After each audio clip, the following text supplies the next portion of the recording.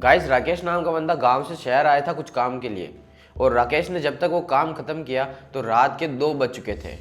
इसीलिए वह एक होटल की तरफ बढ़ने लगा। उस एरिया में और कोई होटल नहीं थी। राकेश उस होटल की तरफ गया और पूछा कि कोई रूम खाली है क्या, पर वो होटल पूरी बुक हो चुकी थी। और राकेश उस होटल की तरफ जाते वक्त ही देखते गया था कि इस पूरे एरिया में और कहीं होटल नहीं है। राकेश ने मैनेजर के आगे काफी हाथ पैर जोड़े कि कोई रूम खाली हो तो दे दो। और राकेश को सिर्फ सुबह तक ही वो रूम चाहिए था। राकेश के काफी बार कहने पर मैनेजर ने कहा कि एक रूम खाली है, पर उसमें रिस्क है। लोग कहते हैं कि उस कमरे में भूत का निवास है। इतना सुनते ही राकेश की हंसी छूट गई। वो इन सब बातों में बिल्कुल नहीं मानता था। राकेश ने कहा कि मुझे वही रूम दे दीजिए, इस एरिया में और कोई होटल भी नहीं है। मैनेजर ने काफी मना किया पर राकेश नहीं माना और मैनेजर ने राकेश को वो रूम दे दिया। राकेश अपने रूम में गया और उस रूम में जाते ही राकेश को एक अजीब सी महक आई।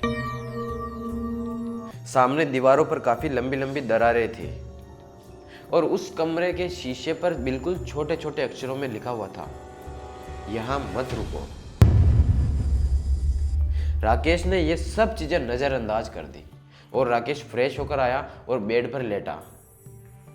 जब राकेश बेड पर लेटा तो बाहर किसी के खटखटाने की आवाज आई और खटखटाने के साथ साथ एक आवाज भी आई, मुझे अंदर आने दो। राकेश का दिल काफी जोर से धड़क रहा था। काफी देर खटखटाने के बाद वो आवाजें बंद हो गई। लगभग आधे घंटे तक राकेश उसी बेड पर बैठा रहा और सामने दरवाजे को देखता रहा। तभी पीछे से एक हल्की सी आवाज आई, अच्छा हुआ तुमने वो दरवाजा नहीं खोला। राकेश की अब बिल्कुल फट के हाथ में आ गई थी। जब चेकआउट का समय हुआ और मैनेजर और उसके कुछ आदमी राकेश के कमरे के बाहर गए तो राकेश उस कमरे में था ही नहीं।